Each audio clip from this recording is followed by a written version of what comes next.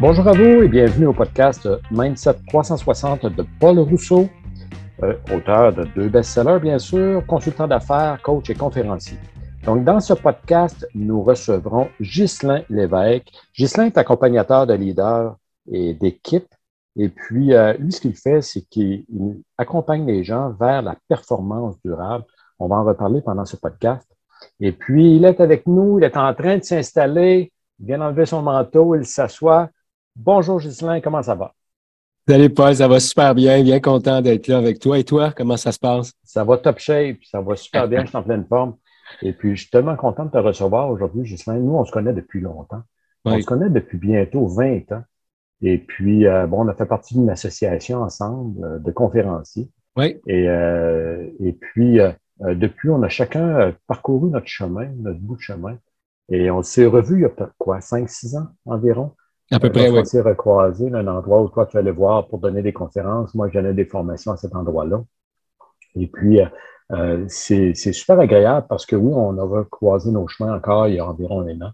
Et on s'est reparlé plusieurs fois depuis. Donc, ça ici, c'est super. Et puis, ce que j'aimerais que tu parles avec nous aujourd'hui, Ghislain, c'est de ton parcours. Tu arrives d'où? Et puis, qu'est-ce qui fait que qu'est-ce qui s'est mis en place dans ta vie qui fait en sorte que tu es la personne que tu es aujourd'hui? Parle-nous de toi un peu.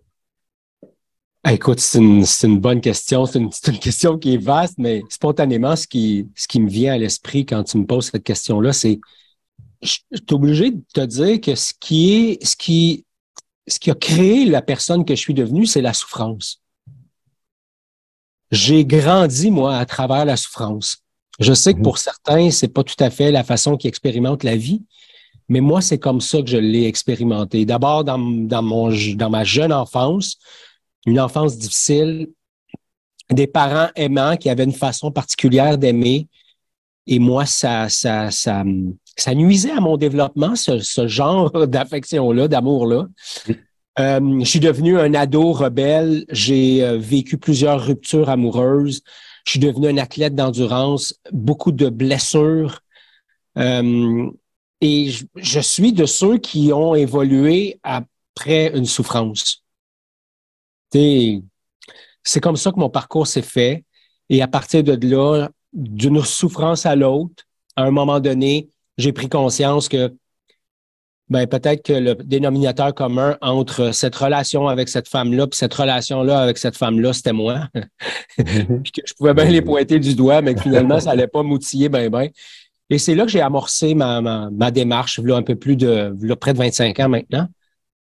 Mais jusque-là, j'étais quelqu'un qui pointait du doigt et qui racontait des excuses, des histoires pour expliquer pourquoi finalement ça n'avait pas tourné aussi bien. Comme exemple, donne-nous un exemple. Écoute, je me souviens de mon premier emploi. Moi, j'ai travaillé chez Coca-Cola jadis, ça fait longtemps. Oui. Tu sais, c'est quand même le siècle dernier, ça va vite. Puis, je suis un bon travailleur, j'ai toujours été un bon travailleur, mais je n'arrive pas à faire les choses si je ne comprends pas pourquoi. Puis, je me souviens à l'époque, 18 ans, c'était la job de mon patron de m'expliquer pourquoi. Okay. Au lieu que ça soit ma job à moi, mon rôle à moi de poser des questions pour en apprendre davantage. Comme il ne m'expliquait pas grand-chose puis qu'il ne me parlait pas souvent, au fur et à mesure des semaines, je m'investissais de moins en moins, j'étais de moins en moins allumé, je faisais le strict minimum, etc. Puis un jour, je suis rentré un matin puis il m'a dit, écoute, on n'a plus besoin de tes services, tu sais. Je venais de voir une affiche qui manquait du monde, puis on me laissait aller. Fait que l'histoire que j'ai racontée pendant quelques semaines, c'est il savait pas ce qu'il voulait, puis c'était pas une bonne boîte, puis c'était pas un bon patron, jusqu'au jour où j'ai pris conscience que peut-être que je m'étais raconté des histoires, tu sais, puis que j'avais développé ce talent-là. Tu sais. OK. Donc, tu prenais un peu un mindset de résistance dans le sens que tu n'étais pas prêt à changer. Et puis, c'était le jugement envers les autres. Et puis, c'est toi qui faisais des erreurs. Hein? Non, puis tu sais, ça revient à un mindset de victime. Tu sais, c'est comme, j'étais victime d'un mauvais patron, j'étais victime des circonstances, j'étais victime parce qu'on ne prenait pas le temps de bien me comprendre, puis de Mais en réalité, il y avait peut-être un peu de ça, mais il y avait aussi beaucoup de Ghislain qui ne mettait pas ses culottes et qui ne prenait pas les choses en main. Oui. Et puis, à quelque part, dans le début de ton parcours, qu'est-ce qui t'a permis, qui a fait un déclic pour que ça te permette de faire un pas en avant, de sortir de ce mindset-là, pas complètement, là, hein, c'est bon, ça peut prendre des années, Ouais. mais qui a commencé à faire de toi une personne qui cheminait. Écoute, le cheminement est arrivé plus tard, mais il est arrivé quelque chose de vraiment très important dans mon bout de chemin. C'est que moi, j'ai passé mon adolescence dans les cadets et Oui, j'ai été promu au plus haut grade disponible dans mon unité. OK, c'est bon. Je suis entré dans l'armée parce que je savais pas trop quoi faire de la vie, puis aller étudier, je savais pas en quoi, etc. Donc, je suis entré dans l'armée et dans l'armée, j'ai eu beaucoup de succès. Je me classais souvent dans le top 3, top 6 de mon cours, des fois même premier de mon cours. Mes résultats étaient bons, mes évaluations étaient bonnes, etc. Oui. Donc, j'ai progressé rapidement dans l'armée. T'avais quel âge à ce moment-là? Écoute, je suis entré dans l'armée à 19 ans, j'ai quitté l'armée, j'avais 24 ans. OK, quand même. Et dans la dernière partie de mon parcours, j'avais fait une demande de changement de métier. Quand tu rentres dans l'armée, pas d'éducation, souvent tu te retrouves dans les armes de combat. En tout cas, à l'époque, c'était ça. Alors moi, j'étais un blindé. Je me promenais en char d'assaut canadien. Mhm. Ça veut dire Ah ouais. pas très protégé. mais, euh, mais ça a été une époque incroyable. Je me suis fait des amis vraiment Mhm. incroyables. Et j'ai fait une demande de changement de métier pour aller travailler en finance Au sein de l'armée. au sein de l'armée. Oui, OK. Et on m'a dit, OK, ça va arriver. À un moment donné, ça sera rendu à ton tour. En attendant, si tu veux, viens faire des finances dans le régiment, puis ça va te permettre d'apprendre. Fait que j'ai commencé à faire de la comptabilité à la main, des résultats financiers à la main, etc. Et un jour, on a déposé sur sur mon bureau un Mac OK. qui venait dans une boîte. Je sais pas si tu as déjà vu ça, mais genre un pied de large par un pied et demi, 2 pieds de haut, un petit écran, Oui, oui, oui, oui. clavier. Ça venait dans une poche, dans un sac. Et on m'a déposé ça avec Excel, puis on a dit, tu dois maintenant automatiser les états financiers. Ce que j'ai pas été capable de faire, en toute franchise. Mhm. Mais à un moment donné, j'ai pris conscience que, il y a quelque chose que je peux faire, tu sais, il y a quelque chose que je peux apprendre. Et je me suis mis à apprendre euh, l'informatique. Et à partir de là, j'ai rencontré un patron qui m'a appuyé dans mon développement et je suis parti à l'école étudier l'analyse, les programmes, donc devenir un analyste programmeur ou un programmeur analyste. Mhm. Et j'ai fini premier de mon cours, mais de loin. OK. Et ça, c'est devenu possible parce que j'avais découvert dans l'armée que j'étais capable. J'avais eu des succès. Parce que moi, quand je suis arrivé dans mon monde adulte, j'avais la croyance que j'étais un bon à rien. Fait que je livrais pas grand-chose. Mhm. Mais à travers ces succès-là, je suis retourné à l'école, j'ai eu un premier examen, j'ai eu 93 j'avais pas étudié. J'ai fait comme, et si je m'y donnais pour de bon et à Oui. fond? Et je serais profondément fier de te présenter mon bulletin de cégep. J'ai plusieurs 100 dans mon bulletin. J'ai une moyenne de 95,5 dans un cours assez difficile. Mhm. Et à ce moment-là, c'était une grande fierté, mais surtout, c'était la prise de conscience que si je, si je travaillais fort, je pouvais accéder à quelque chose, je pouvais réaliser mes rêves et je pouvais arrêter de faire des emplois qui allaient me choisir par défaut et moi, je pouvais me mettre à faire des choix. OK. Donc là, ici, là, si on extrapole un peu, c'est que tu as commencé à voir, grâce à l'armée, hein, il faut le dire, Ouais, hein, l'armée, c'est une bonne école. Et puis, pas seulement absolument. qu'une école, c'est un bel endroit pour faire une carrière, là. Et puis, grâce à cette étape-là dans ta vie, ça t'a permis de dire, OK, je suis capable d'avoir de petits succès, puis de grandir mes succès. Ça veut dire que je peux faire quelque chose que je vais préférer dans ma vie, qui va me Exact. permettre de m'épanouir. Donc, ça a commencé là. Ouais, OK. Donc, et puis, là, ici, on parle, tu avais 25 ans environ? Oui, 25 ans. Ça a été une formation très intense de 18 mois, donc 25 ans. Et après ça, je suis allé sur le marché du travail. Écoute, j'avais mis à l'époque 15 000 Paul, dans une formation privée. OK. Wow. Et c'était beaucoup d'argent en Oui. 1990. Oui. Puis, je me souviens encore, après mon stage, de m'être fait offrir un emploi à 9 piastres et demi de l'heure. Puis moi, j'avais dit au patron, je dis, écoute, à 9 piastres et demi de l'heure, je ne pourrais jamais rembourser mon prêt étudiant. Tu sais. J'avais vendu ma voiture, j'avais vendu ma moto. On se serrait la ceinture, ma blonde et moi de l'époque. En fait, j'étais marié à cette époque-là. Je pouvais pas continuer à faire vivre ça à ma femme. Tu sais, ça faisait aucun bon sens. Oui. Alors, je me souviens d'avoir pris les dernières 35 dernières 35 piastres, comme on dit au Québec, dans mes poches pour enregistrer une entreprise puis partir en affaires. OK. Puis à ce moment-là, tu t'es parti en quoi? Ça, c'est une belle époque, ça. Vois-tu, tu t'en rappelles, et puis ça, c'est vraiment une étape importante. Tu es parti Oui, dans quel domaine? c'est une étape importante, puis c'est une étape qui est venue s'appuyer sur mes succès antérieurs, comme tu décrivais tantôt. Oui. Alors, j'avais étudié en informatique. J'avais pris conscience au moment de mon stage qu'il fallait que je sois assis 40 heures semaine derrière un écran. Ce qui n'avait aucun bon sens pour moi. Tu me connais bien, tu vois bien que ce n'est pas dans ma nature de m'asseoir derrière un écran. Alors, j'ai ouvert un centre de formation en informatique. OK. Donc, je me suis servi de mes apprentissages des derniers mois et de mon affection pour l'enseignement, parce que dans les cadets, j'avais enseigné, dans l'armée, j'avais enseigné, et je savais que j'aimais ça et que j'avais du talent pour ça. Et je me suis mis à ouvrir, j'ai ouvert un centre de formation en informatique. On s'est mis à donner des cours de bureautique, plus tard des cours de réseautique, etc. Oui. Mais ça a été un grand succès jusqu'au jour où j'ai vendu.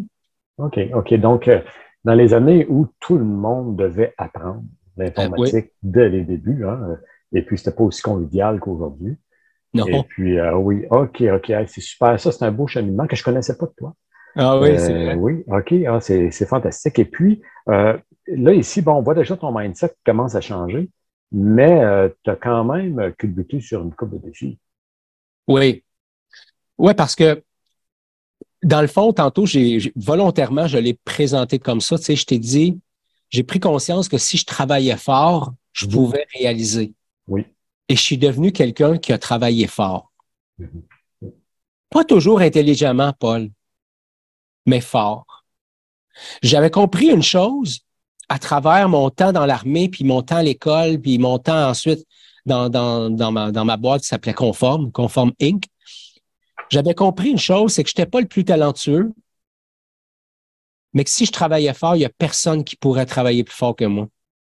Et ça, c'est devenu quelque chose qui m'a servi, mais en même temps, c'était rempli de noirceur parce que travailler fort, quand tu mets ça dans l'univers d'un perfectionniste, Oui. quand tu mets ça dans l'univers d'un grand blessé sur le plan émotionnel, Oui. ben, écoute, je suis devenu un athlète endurance. J'ai couru des triathlons, j'ai fait des ultramarathons. Je me suis perdu dans l'excès physique. Et ça m'a amené dans, tu sais, cet humain blessé que j'étais m'a amené dans des relations blessées et blessantes de part et d'autre. Donc, j'ai été blessé et j'ai blessé. Et à un moment donné, ben, j'ai rencontré une femme avec laquelle j'ai eu un fils. Et là, ça a été le début de la fin. Beaucoup de violence. J'ai subi beaucoup de violence physique, psychologique. Puis moi, j'atténuais ça en disant, écoute, je tape pas sa gueule. Je la traitais de tous les noms, mais comme je la touchais pas puis je la violentais pas, j'avais l'impression que j'étais une bonne personne puis que j'avais moins de problèmes. Jusqu'au jour où il est parti un jour prendre un verre puis elle est jamais revenue. OK. Wow. Et là, j'ai dû faire face à la vie. J'avais un jeune garçon, 18 mois. J'allais être son papa et sa maman pour les prochaines années. Et surtout, j'avais pas envie de me retrouver dans une autre relation difficile. OK. Alors là, ça m'a tourné vers moi-même et là, j'ai développé ce qu'on appelle le chemin de la conscience. En tout cas, ce que j'appelle le chemin de la conscience, c'est-à-dire prendre conscience de ce que je crée, prendre responsabilité pour ce que je crée, prendre conscience, est-ce que je suis en train de répondre à une peur ou de vouloir convaincre de quelque chose, ou je suis dans un espace qui est davantage nourrissant, bienveillant, sain, durable. Donc, ça a été le début d'une très longue démarche. Moi, je n'ai pas peur de dire que je suis quelqu'un qui apprend pas vite. J'ai besoin de revoir les leçons plusieurs fois avant de les comprendre, mais c'est ce qui s'est produit pour moi. Donc, ça a été la vie est quand même bien faite, hein? La vie est quand même bien faite et puis elle nous représente ces défis-là tant qu'on n'a pas compris. Et puis, ce que je peux voir, moi, ici, si je vulgarise dans mes mots, Ghislain, c'est que tu as vécu de défis, tu as tombé dans la performance. Le besoin de performer avec un manque d'équilibre, un manque de dosage dans ce que tu devais faire. Bon, question de priorité. C'est comme si le balancier est allé d'un côté très, très, très, très haut, puis tout à coup, il est revenu, puis c'est là qu'il a tout ramassé. Hein? Absolument. C'est là que ça s'amène. Oui. OK. Ouais. Et puis, pourquoi tu ressens le besoin, tu ressentais le besoin à l'époque de performer autant? Hey, c'est un chemin que j'ai fait, donc je connais la réponse maintenant. Tu sais, si tu m'avais posé cette question-là plus jeune, je sais pas qu'est-ce que je t'aurais répondu, mais à un moment donné, dans mon jeune âge, je me souviens d'un moment où une des premières choses que j'ai encodées, c'est si je passe inaperçu, il n'y a pas de danger. Maman va pas crier, papa va pas crier, il n'y aura pas de chicane. Oui. Donc, j'ai appris à longer les murs. Ce qui fait que quand j'ai découvert que j'étais bon à l'école et tout ça, je me suis rendu compte que je pouvais être vu pour autre chose que pour l'absence de problème que je créais. Et je me souviens, à l'âge de 6 ans, je me retrouve dans une équipe de soccer de joueurs non choisis, genre. OK. Le restant.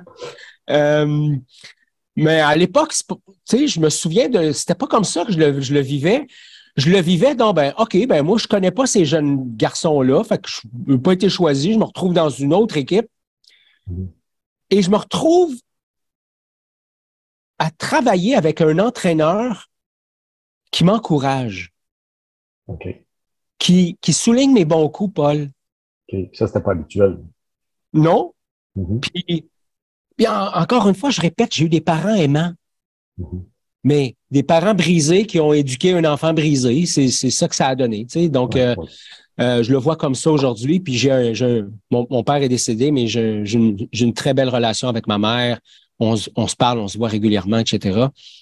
Donc, si jamais maman écoute ça, on en a parlé. Fait que il n'y aura pas de... Oui, tu es conscient que tes parents ont eu leurs défis eux aussi. Oh, absolument.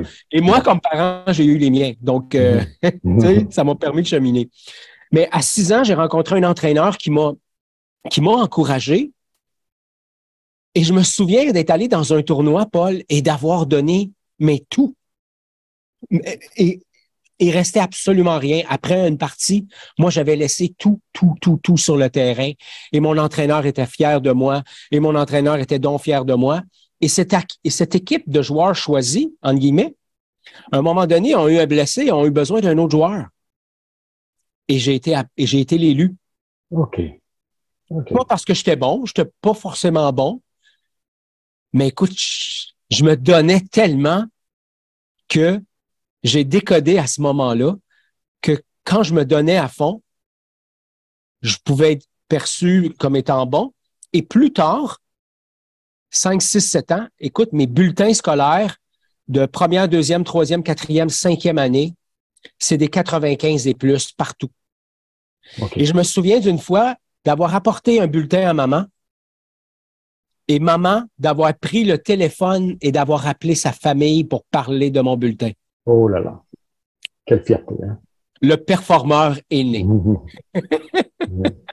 OK. Alors ça, ici, ici tu performais pour plaire. pour être aimé. Absolument. OK. Tu performais aussi pour quoi d'autre? Pour être vu. Être vu. Pour être vu parce que longer les murs, Paul, c'est souffrant. Oui. Passer inaperçu, c'est souffrant. Je rentrais chez nous et ou bien ça déclenchait une tumulte, une guerre à pu finir, ou bien je passais inaperçu. Honnêtement, je préférais passer inaperçu que de me faire crier après, que d'avoir à faire des choses ou à répondre de choses que je n'avais pas fait, mais c'était moi qui étais identifié comme étant le coupable. Mais quand j'ai commencé à exister, quand j'ai commencé à être vu dans le regard de l'autre, quand j'ai commencé à exister, parce que j'existais pas dans le mien, dans mon regard, j'existais pas. J'étais pas quelqu'un qui avait quelque chose à apporter à la société. En fait, je contribuais à la société quand je faisais, tu sais. Oui. J'étais bien plus un human doing qu'un human being, comme on dit en anglais. Oui. Fait que j'ai performé pour exister. J'ai performé pour être reconnu. J'ai performé aussi pour cacher des addictions que j'avais développées à travers les années. Une addiction au sucre de façon très intense. Alors, devenir un athlète d'endurance, ça cachait mon addiction au sucre parce que à m'entraîner 20-25 heures par semaine, je pouvais en manger en tabarouette pour que avant que ça apparaisse sur mon tour de taille. Tu sais. Oui, c'est une question de compenser. Ouais. Donc, la performance est devenue une place de survie pour moi, où j'étais vu à travers le regard de l'autre, où j'avais l'impression d'être utile et où je pouvais démontrer mon savoir. Tu sais, je me souviens au lancement de mon entreprise, d'avoir travaillé 7 jours sur 7, de 7 heures le matin à 11 heures le soir, pendant à peu près 3 ans et demi, 4 ans. Wow.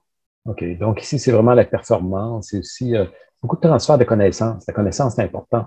C'est important de savoir. C'est important d'être celui qui sait le plus pour une fois, peut-être impressionner un peu.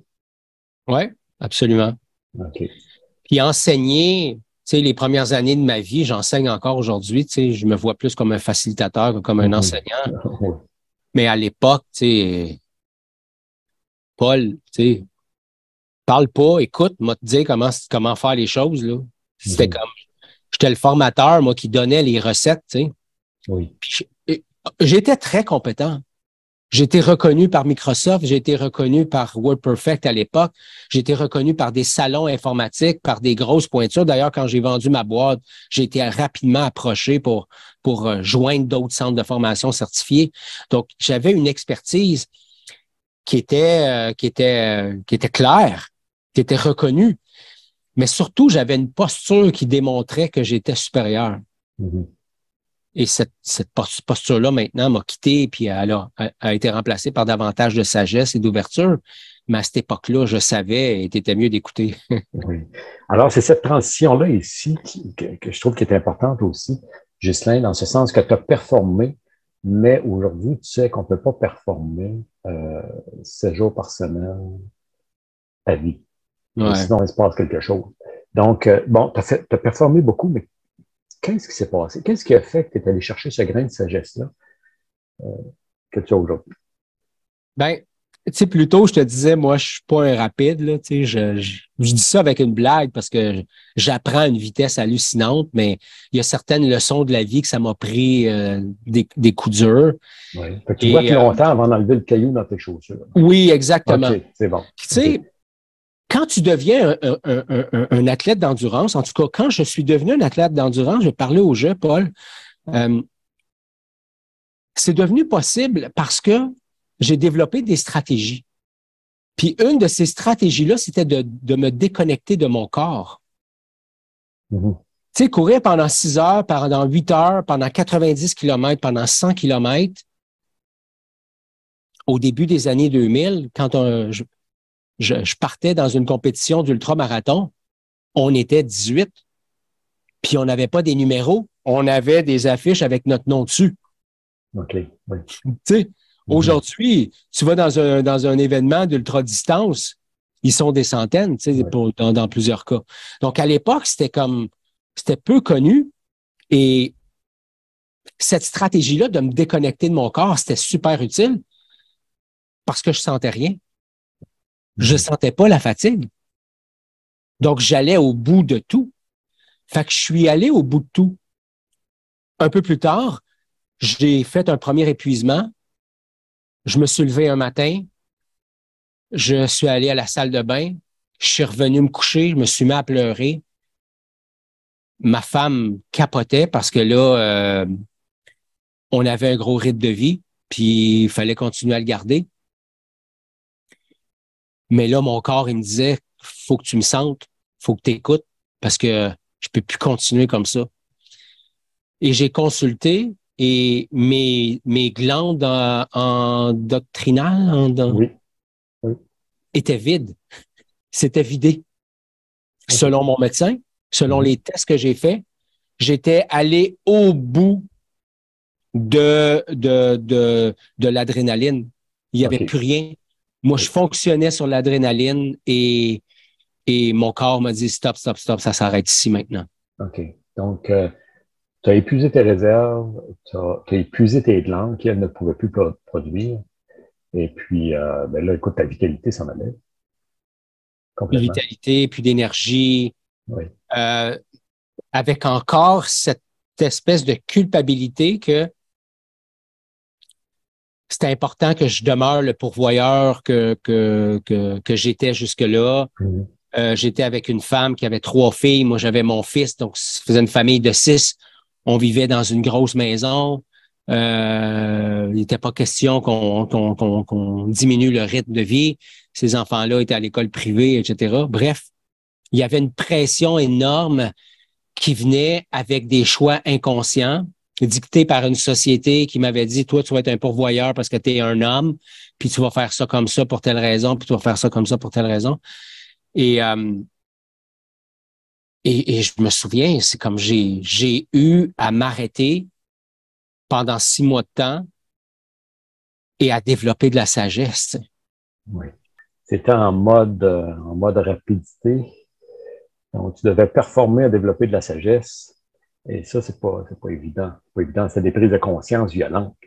C'est des prises de conscience violentes et j'aime ça la façon dont tu l'amènes parce que ça m'a pris une couple d'années encore avant de comprendre que croissance personnelle, développement de la conscience et performance, ça va pas Mhm. dans la même phrase, ni même dans le même Ouais, ouais, paragraphe. ouais, ouais.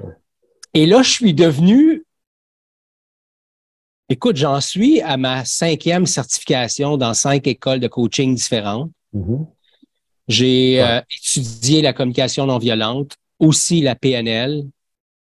J'ai fait plusieurs parcours.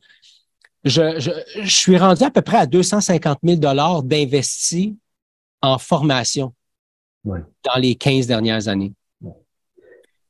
Donc, j'ai été un performeur aussi de l'apprentissage Mhm.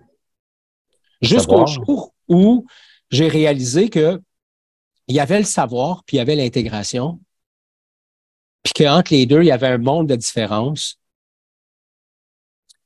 et que moi, ce que j'avais envie de prioriser, c'était l'intégration Mhm.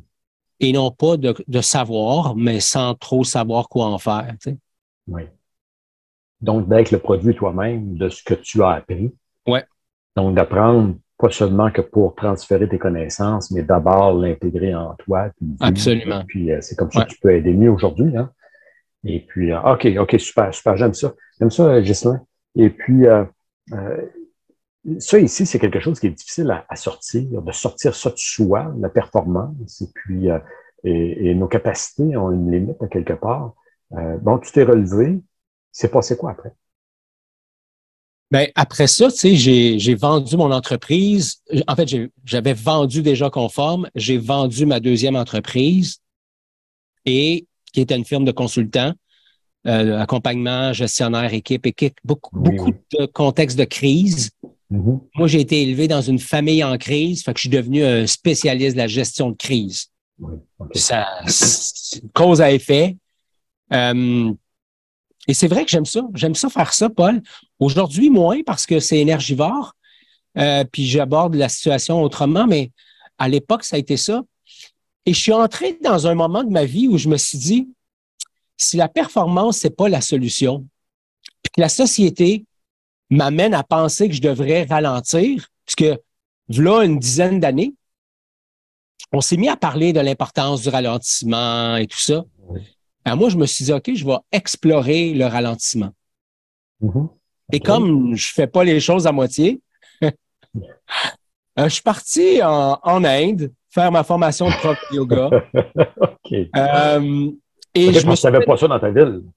Ben, probablement pas. Et troisième journée, je me suis fait une rupture complète du tendon d'Achille. Ce qui fait que j'ai pas pu être certifié. J'ai fait mon parcours de formation, mais j'ai pas pu faire l'examen final. J'ai fait l'examen théorique, mais j'ai pas fait l'examen pratique parce que, selon eux, je pouvais pas faire des ajustements de posture, etc. Alors, une décision que j'ai respectée. Mais à partir de ce moment-là, j'ai exploré le lent. Comment tu fais ça? Travailler moins, profiter de la vie, chiller, gagner sa vie, mais tu sais, pas vivre pour travailler, mais plutôt travailler pour vivre, tu sais. Oui. Là, ici, tu as dû apprendre à maîtriser d'autres compétences. Oui, ralentir, me tourner vers moi, être davantage conscient de mon corps, de mes besoins. Donc, dans cette période-là, j'ai beaucoup développé la communication non violente, la conscience de mon propre corps, de mes émotions, où ces émotions et sentiments-là se trouvent dans mon corps, qu'est-ce qu'ils cachent comme besoin. Donc, j'ai appris à parler le langage des émotions. Parce qu'à l'époque, quand on me disait c'est quoi les émotions que tu vis dans une semaine, je pouvais en décrire 6, 7, 8 maximum. Aujourd'hui, je sais que je vis une quarantaine, une cinquantaine d'émotions à chaque semaine, tu sais. Donc, j'ai développé mon langage, etc. Mais là, j'ai rencontré autre chose, Paul. Parce que j'ai dû rencontrer le performeur en moi. Parce que le performeur qui a performé pour être vu, pour être aimé, etc., c'était une partie du performeur. Mais il y a aussi le performeur qui performe parce que c'est un performeur. Je suis un performeur. Et ça en est venu une époque où j'ai commencé à faire la paix avec la performance. Donc, le problème, c'était pas la performance. Le problème, c'était comment moi j'entrais en performance et comment j'en sortais pas. C'était ça le problème. Ça me ramène à ce qu'un de mes mentors, John, me disait, c'est pas la vitesse qui tue, c'est les arrêts brusques. Bon, on peut y donner le sens qu'on veut, mais moi, ce que j'avais compris, c'était que, hey, c'est pas la performance le problème. C'est comment moi j'entre en performance. Et à ce moment-là, j'ai aussi appris que c'était pas la relation le problème. Le problème, c'était pas la relation à la femme dans mon cas. Le problème, c'est comment je m'amenais dans la relation à la femme et comment je devenais un sauveur de. OK, le rôle que tu te donnais. Exactement. Okay. Donc, ça m'a amené à prendre du recul, à prendre de la hauteur et à commencer à voir les choses autrement. Et à partir de là, Paul, j'ai commencé à embrasser un parcours très malhabile de performeur qui voulait devenir conscient du type de performeur qu'il était. Donc, je me suis perdu encore une fois plein de moments en cours de route. Mais aujourd'hui, j'ai conscience et confiance que je peux être un performeur conscient, durable dans le temps, parce que j'ai mis des choses en place pour arriver à faire ça. Et ça a été un long parcours. Et me couper, j'allais dire de me débarrasser, mais c'est pas le bon terme, de remplacer mon addiction au regard de l'autre par un alignement à mon propre amour de moi-même, d'être capable de me voir moi-même à travers mes propres yeux au lieu de me voir à travers le regard de l'autre. Ça, pour moi, ça a été un processus, un cheminement très long. Puis ici, tu apportes plusieurs points ici, Ghislain, là, c'est fantastique, dans le sens que, entre autres, tu dis, tu vas au travers le regard de l'autre, mais l'autre, c'est qui? Hein? Parce qu'il y a des gens qui vont te préférer avec la personne qui va moins performer, donc être moins, toujours à perdre d'haleine, mais qui va quand même avoir des résultats. Et puis pendant longtemps, tu as parlé ici de durabilité, tu as parlé c'est de la longévité, c'est de la pérennité, d'être capable d'être là encore. Parce que toi, là, tu ne prends pas ta retraite l'année prochaine. Non. Moi, je te connais, tu es un peu comme moi, là. Ouais. S'il y a du monde qui sont agacés par ce qu'on dit, ben dans 30 ans, ils vont encore être agacés. Ouais. À quelque part, on va encore être là, hein. Mais Ouais. pour être encore là, on doit vraiment changer notre vision des actions qu'on doit faire, puis pour pouvoir continuer à être dans l'action, et dans une action intelligente, consciente. Qu'est-ce que tu dois maîtriser aujourd'hui? Ghislain Lévesque doit maîtriser quoi aujourd'hui pour pouvoir garder la bonne voie, puis rester en mouvement, pas se retrouver un matin en train de pleurer dans son lit? Eh boy. Ben, plusieurs choses. La première, le premier niveau de maîtrise, c'est, en anglais, on dit le self-mastery, mais c'est maîtriser la relation que j'ai avec moi-même. Oui. Parce que quand je fais ça, Paul, et il y a des périodes de ma vie où je suis vraiment un maître en la matière, puis d'autres moments où j'ai l'impression d'avoir 5 ans encore. Mais quand je suis dans cet espace de maîtrise, je suis conscient de mon niveau d'énergie mentale, émotionnelle et physique. Je suis conscient que j'ai 3 batteries. En tout cas, dans mon univers, il y a comme 3 batteries. Et des fois, je parle d'une 4e batterie qui est spirituelle, qui est aussi importante pour moi, qui fait pas référence à du ouh, mais qui fait référence à comment je contribue à quelque chose de plus grand que moi-même. Oui. Oui. On a eu la chance de parler de mon grand projet puis de comment je vois les choses. Oui. Et tu sais que cette dimension-là est importante pour moi, tout en étant bien connecté à mon corps. Donc ça, c'est la première des choses. La relation que j'ai avec moi-même, si cette relation-là est saine, le reste est sain. L'autre chose auquel je dois faire attention, c'est cette part de moi que certains appellent l'ego, que d'autres appellent le pilote automatique, que d'autres appellent cette partie blessée de nous. Ben moi, j'ai encore une partie, Paul, qui a besoin d'amour, qui a besoin de guérison, qui a besoin de continuer le chemin. Et c'est important pour moi de continuer à m'accompagner ou continuer à accompagner cette partie de moi qui peut par moment éveiller de la souffrance. Et si j'en suis pas conscient, prendre le contrôle de la machine et là, me ramener dans des vieux réflexes. OK. Donc, pour ça, je sais que présentement, tu es dans une période un peu plus au ralenti. Et puis, ça va bien, ça arrive avec l'été, le printemps, l'été. Et puis, ces moments-là, ça te permet probablement de reprendre conscience. Qu'est-ce que tu fais de bien? Qu'est-ce que tu fais de moins bien? Pouvoir t'ajuster. Donc, ça ici, c'est des moments importants. OK, parfait. En fait, tu es un gars qui a toujours couru après le succès, à quelque part. Le succès, on peut imaginer ce que le succès pouvait être pour toi il y a 30 ans. Aujourd'hui, c'est quoi pour toi le succès? Dans quel moment, là, tu te dis, OK, là, j'ai du succès? Dans quel type d'événement ou des moments de ta vie? Ouais, ben, écoute, c'est drôle que tu me poses cette question-là. Aujourd'hui, j'écrivais en texto à ma femme tantôt, tu sais. Je disais, Jo, je réalise que quand mon hygiène de vie est en place, le succès est un gain collatéral. Okay. Donc, c'est plus une destination en soi, c'est davantage... le succès, pour moi, il est composé d'éléments dans le ici-maintenant. Et bien sûr, il y aura toujours une dimension. Tu sais, pour moi, la notion de contribution est importante.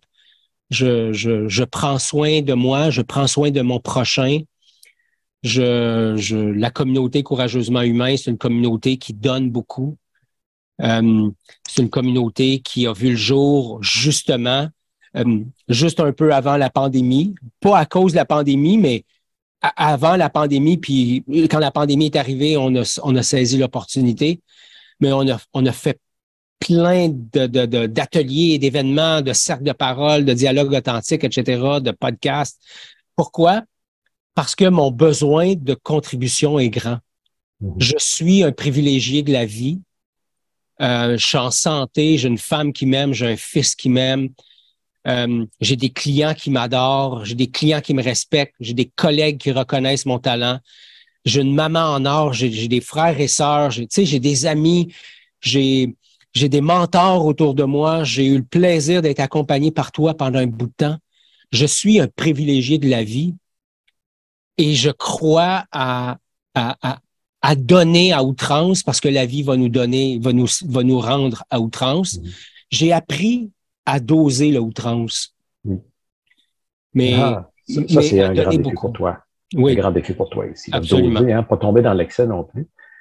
Et puis, donc, courageusement humain, ici, pour situer nos auditeurs, courageusement humain, c'est un parcours que tu offres à des leaders et à leurs équipes pour pouvoir, comme on le disait au début, pouvoir performer, avoir une performance durable. Donc, de pouvoir performer pendant longtemps, puis être soi-même. Donc, c'est un bon canal que tu es en train de bâtir, puis que tu es en train de bâtir pour pouvoir exprimer justement ces valeurs-là.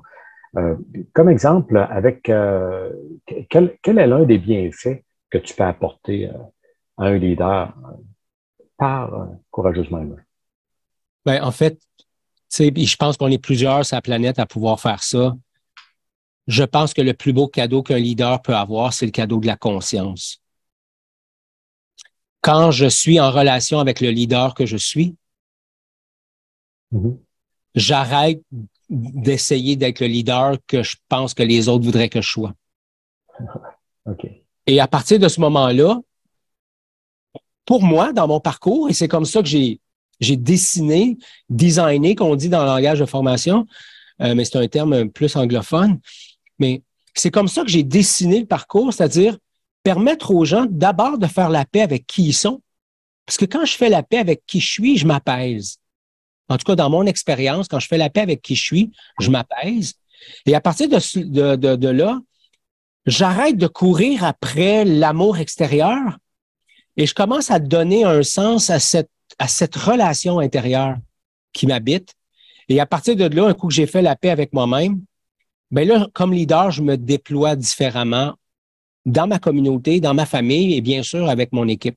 Donc, être en paix avec le leader que je suis pour après ça, amener cette paix-là, cette reconnaissance de qui je suis dans la relation que j'ai avec les autres. Et le cadeau de la conscience, ce que les leaders me disent bien souvent, Paul, c'est en cheminant à la rencontre de moi-même, je me suis non seulement rencontré moi-même, mais j'ai rencontré d'autres humains aussi. Parce que quand je reconnais mes forces et mes opportunités, quand je reconnais le contenu de mon baluchon, mes peurs, mes doutes, mes réflexes automatiques, étrangement, je me mets à voir ça aussi chez les autres. Et je me mets à voir des humains en route. Oui. Fait que, l'empathie ici. Exactement. Et ce que ça crée, c'est des équipes de travail sereines. Parce qu'un leader conscient crée des équipes conscientes. Parce que dans mon histoire et dans mon expérience, un leader inconscient, ça engendre des équipes souffrantes. Et moi, j'ai pas envie de coacher ou d'accompagner des leaders qui vont créer davantage de souffrance. Mais j'ai envie d'accompagner des leaders qui vont créer davantage de paix, davantage de bienveillance. Je vais risquer un gros mot, là, mais davantage d'amour. D'amour de soi, d'amour de l'autre, de compassion, de bienveillance. L'écoute, c'est la bienveillance, effectivement. Exactement. Et puis, ici, Ghislain, moi, j'ouvre une parenthèse, dans ce sens que tant que tu cours après ton succès, tant que tu veux performer à 100 000 à l'heure, à quelque part, oui, tu peux sortir du bon produit, mais tu vas sortir aussi du bruit, du noise, comme on dit en anglais. Et puis, ça fait en sorte que tu n'attires pas nécessairement le leader que tu aimerais attirer à toi. Exactement. En prenant le temps, en prenant sur toi, parce que je sais que toi, comme bien d'autres leaders, tu dois prendre sur toi, tu dois maîtriser ton élan que tu as de toi-même pour pouvoir te ralentir, te déposer. Et puis, c'est là que tu prends le bon stock. Et puis, c'est là que les gens de qualité reconnaissent que tu peux les aider. Et ça, ici, ça, je trouve ça magique. J'aimerais ici, Ghislain, que, comme exemple, les leaders d'aujourd'hui ne vivent pas les mêmes défis qu'il y a 40 ans. Mm-hmm. Parle-moi d'un grand défi que les leaders d'aujourd'hui peuvent vivre. Écoute, actuellement, les leaders sont aux prises avec un défi de recrutement, un défi d'employés. Donc, embaucher des employés un peu partout sur la planète, c'est un défi. Donc, le défi du recrutement vient avec un défi de la rétention, vient avec le défi de créer un environnement qui va créer de l'inclusion. On doit laisser place à la diversité. Quand on regarde, on est aussi en face à des défis générationnels. Je veux dire, les gens que je mène qui ont 55 ans ou 60 ans, puis le jeune dans mon équipe qui a 23 ans, lui, il voit les choses complètement différentes. Il y a un rapport au travail qui est complètement différent. Il y a un rapport à l'autorité qui est différent. Il y a des questions qui émergent de façon différente. Bref, le leader d'aujourd'hui est pris entre les attentes de l'organisation et les besoins des membres de son équipe. Et il devient l'interface ou elle devient l'interface entre ces deux réalités-là qui, pendant longtemps, nous ont donné l'impression de ne pas être réconciliables, mais elles doivent le devenir. Sinon, qu'est-ce qu'on est en train de faire? Et on le voit actuellement, et je suis convaincu que tu le vois aussi dans ta pratique, on voit les leaders de premier, de deuxième, de troisième niveau tomber au combat parce qu'ils s'épuisent. Ils doivent livrer des choses qui sont irréalistes, qui ne font pas de sens. Et on comprend que les organisations qui ont besoin d'être rentables pour pouvoir continuer à se développer, etc., jusqu'à quel point ça remet une foule de choses en question actuellement.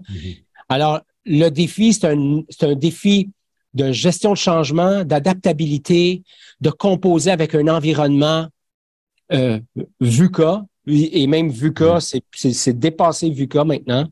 C'est plus juste volatile, incertain, mais écoute, ça bouge à un rythme infernal. L'équipe bouge, les attentes bougent, les clients bougent. Donc ici, ce sont les valeurs. Hein? Premièrement, je ramène nos valeurs. Je ramène à notre mission d'organisation, notre mission personnelle aussi pour chacun des membres, et puis les valeurs d'organisation, et puis de dire, OK, est-ce qu'on s'éloigne de nos valeurs aussi, parce que nos valeurs sont censées être notre base. Hein? Exactement. Sur lesquelles on dépose les pieds, c'est solide, OK, puis on peut avancer, puis ça permet de cesser de courir après notre fait. Hein? Donc, OK, super. Donc, ici, j'ai entendu l'inclusion, j'ai entendu l'acceptation, la compréhension aussi de l'autre. Ça, c'est important. Donc, l'empathie, comme on a souligné tout à l'heure, c'est hyper important. Humaniser les milieux de travail, tu sais. J'aime ça. Humaniser la performance, tu sais. Humaniser la performance. La performance, c'est nécessaire. Sans la performance, ça veut dire qu'on développe rien. Ça veut dire qu'on se développe pas comme société, on se développe pas comme communauté, on n'a pas de recherche, on n'a pas de nouveaux outils, de nouveaux programmes, mais la performance à tout prix, tu sais, est-ce que l'arbre se lève le matin? Évidemment, c'est une métaphore un peu boiteuse, mais est-ce que l'arbre se lève le matin en se disant, est-ce que je peux pousser plus loin que mon voisin? Ou s'il se demande tout simplement, ou s'il se dit pas, tiens, je vais pousser encore un peu aujourd'hui. C'est ça. Ben, la performance, c'est un peu comme de se nourrir. Hein. C'est un peu comme le profit aussi. Dans le sens qu'on peut faire du profit, mais à quel prix? Faire du profit à l'infini, ça devient comme si on vit pour manger au lieu de manger pour vivre.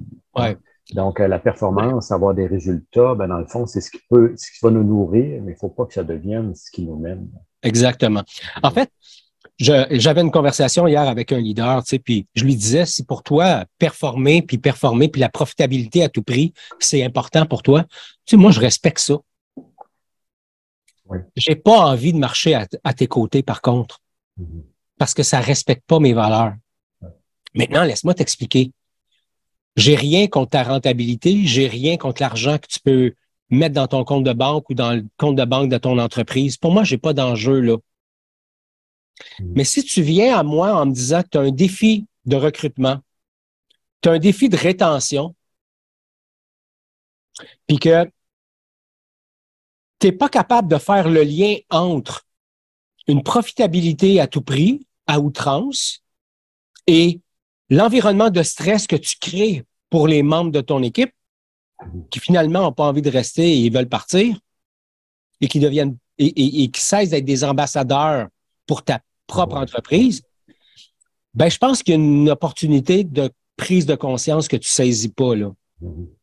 Et en ce sens, j'ai pas envie d'accompagner un leader qui va devenir encore meilleur dans l'art de presser des citrons. Pour moi, c'est pas ça de la performance durable. Effectivement. Puis les employeurs qui vont changer, tout comme les employés, les employeurs qui vont changer, premièrement, doivent faire une prise de conscience. Et puis, avec le grand défi aujourd'hui de la rétention des employés, ben, entre autres, bon, c'est important de savoir qu'on n'est pas seul. Hein? Qu'il y a d'autres entreprises qui peuvent engager nos bons employés. Absolument. Et puis, les gens qui méritent mieux. OK. Lorsqu'on revient dans ta vie personnelle, Ghislain, qu'est-ce qui te rend heureux, toi? Ah, écoute, j'apprends peu à peu à être heureux avec les petits bonheurs de la vie. Comme exemple. Et hier, je suis allé prendre une marche. J'ai un parc pas très loin de la maison. Je suis allé prendre une marche. Ça fait quelques jours que je vais faire ce que j'appelle une récupération active en forêt. Donc, prendre une marche, rien dans les oreilles, j'écoute rien. Je fais juste respirer, regarder les oiseaux, prendre une marche, respirer. Il y a des oiseaux, il y a des fleurs, tu sais, c'est comme j'ai une petite rivière, il y a de l'eau qui coule. Et hier soir, je prenais conscience, j'étais tout seul, j'étais en train de prendre ma marche et je me rendais compte à quel point j'étais heureux de faire ça. Okay. Prendre le temps de méditer. Dans mes ingrédients du bonheur, il y a ralentir, il y a l'hygiène de vie, il y a apprendre. Pour moi, continuer, je suis un curieux, je suis un grand curieux. J'ai besoin de continuer à apprendre, c'est important pour moi. Et continuer à contribuer. OK. Donner. Avoir une contribution dans ma communauté, pour moi, c'est important. Cette contribution-là, ça peut être de donner 50 $ à quelqu'un ou à une cause, ça peut être de donner un peu de mon temps, ça peut être d'accepter d'être le mentor d'un jeune entrepreneur, ça peut être aller donner une conférence dans une classe de 5e année autour de l'entrepreneuriat, ça peut être j'aime contribuer à mon environnement. Et bien sûr, mon bonheur, c'est mon X. Tu sais, moi, enseigner autour de la communication bienveillante, de la performance consciente, de la performance durable, du leadership conscient, de l'efficacité des équipes, de la communication non violente. Écoute, je pourrais faire ça sans être payé. Tu sais, c'est mon dada dans la vie, là. Dis-le pas trop fort parce que tu vas trouver beaucoup de clients. Est-ce que ta vie est cohérente présentement? J'aimerais ça dire oui. J'aimerais ça dire oui et question d'être authentique parce que c'est une valeur qui m'est très chère. J'ai des moments de cohérence et j'ai des moments d'incohérence. J'ai de la cohérence actuellement parce que j'ai de l'hygiène de vie qui est appliquée, j'ai de la récupération active, etc. J'ai les éléments qui me rendent heureux. Et en même temps, j'ai de l'incohérence parce que l'agenda avec lequel je compose pour encore quelques semaines, c'est l'agenda du Ghislain qui avait peur de manquer de quelque chose. Oui, oui, oui. Et je suis pas capable de revenir vers mes clients puis de leur dire, écoutez, on avait convenu de travailler ensemble dans cette semaine-là, mais j'ai besoin de repos, fait que je vais te laisser tomber puis je vais te laisser te débrouiller tout seul. Donc, j'ai besoin d'honorer mes engagements jusqu'à la fin. Ça fait partie de ta cohérence. À Exactement. quelque part, ben oui. Et en même temps, c'est incohérent avec le rythme que j'ai envie de me donner Mhm. à partir de maintenant. Tu sais. Ouais. Donc, on a eu une conversation tous les deux à quelques reprises autour de ça.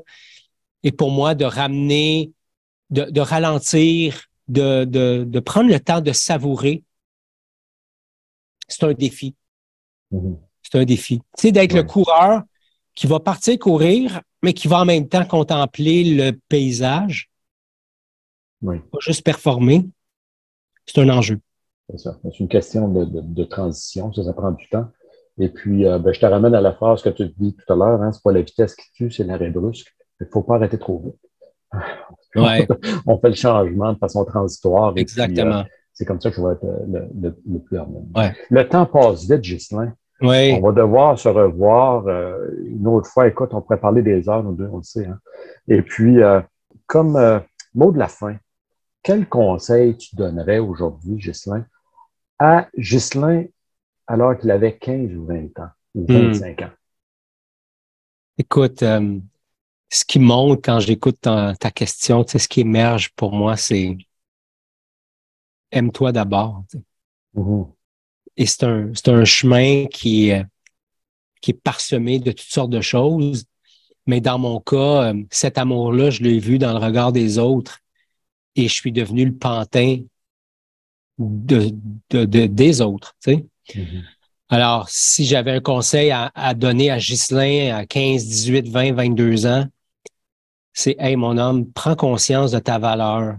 Oui. Prends conscience de ce que tu es, de toute ta bonté, de tous tes talents et honore ça d'abord. Oui. Et maudit que ça m'aurait épargné. Mais combien de gens tu peux aider aujourd'hui? Hein? Oui, tout à fait. C'est ça qu'on voit aujourd'hui hein, lorsqu'on est formateur. Là. Ouais. Lorsqu'on est coach, c'est ce qu'on voit, le bien qu'on peut apporter. Puis on ne peut pas l'apporter tant qu'on ne l'a pas vécu. Hein. C'est juste que parfois, bon, il y a eu beaucoup de douleur au travers, mais lorsqu'on peut bien le vulgariser, comme toi tu le fais très bien, c'est magique. Et puis Ouais. lorsqu'on dit aime-toi d'abord, c'est bon, premièrement, écoute-toi. Mm. Apprends à t'écouter, apprends à avoir de la bienveillance envers toi, et puis prendre le temps. Ouais. Prendre le temps. OK, hey, c'était super, Ghislain. J'ai super adoré. Alors, pour rejoindre Ghislain Lévesque, ses coordonnées vont accompagner ce podcast. Et puis, on va vous rediriger aussi, là, parce que Ghislain, c'est un gars rempli de projets. Et puis, il a encore un projet à venir avec Courageusement Humain. Donc, vous allez avoir les liens pour pouvoir aller visionner ça, aller voir ça un petit peu. Et puis, dans les prochaines semaines. Et puis, c'était un plaisir de t'accueillir. Merci d'avoir été avec nous. Puis, on se reparle bientôt, Ghislain. Merci, Paul.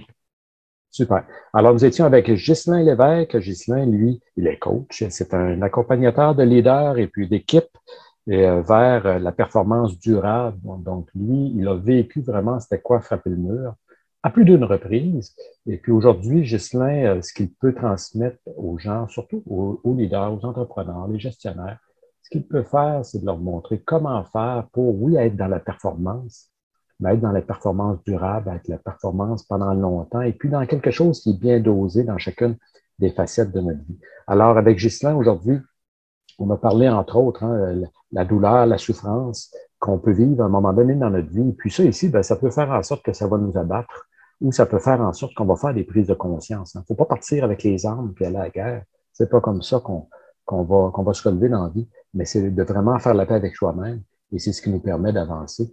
Et puis, Ghislain a eu un parcours non habituel, un parcours des cadets, parcours de l'armée. Et puis, bon, j'ai travaillé avec l'armée, j'ai encore des connaissances dans l'armée. Et puis, ce sont des gens fantastiques, des gens qui ont un honneur, des gens qui avancent et puis qui enseignent aussi, puis qui sont un bel endroit pour pouvoir grandir, peu importe à quel âge. Et puis, ici, Ghislain, ce qu'il a appris, entre autres, c'est qu'il fallait travailler fort Mais bon, travailler fort puis travailler intelligemment, c'est deux choses. Donc, c'est un point ici que Ghislain a souligné. Ghislain nous a parlé d'une stratégie alors qu'il s'entraînait, c'est de déconnecter son corps et puis parfois, pour pouvoir bien performer. Et puis parfois, on le fait, ça, pas seulement que dans le sport, mais on le fait dans notre vie de tous les jours. Et puis, c'est vrai qu'il arrive des cassures dans notre vie. Et Ghislain a appris à maîtriser surtout la relation avec lui-même. Et ça, ici, ça revient avec le conseil qu'il se donnerait lorsqu'il avait 20-25 ans. Et puis, c'est de s'aimer d'abord et puis de reprendre conscience de qui je suis, d'apprendre à se connaître. Hein. Connais-toi toi-même, hein, c'est à peu près la plus grande question qu'on peut se poser dans la vie. Et Ghislain nous a parlé que le succès pour lui, c'est quoi? C'est contribuer. Contribuer à quelque chose plus grand que lui. Donc, c'est la notion de contribution.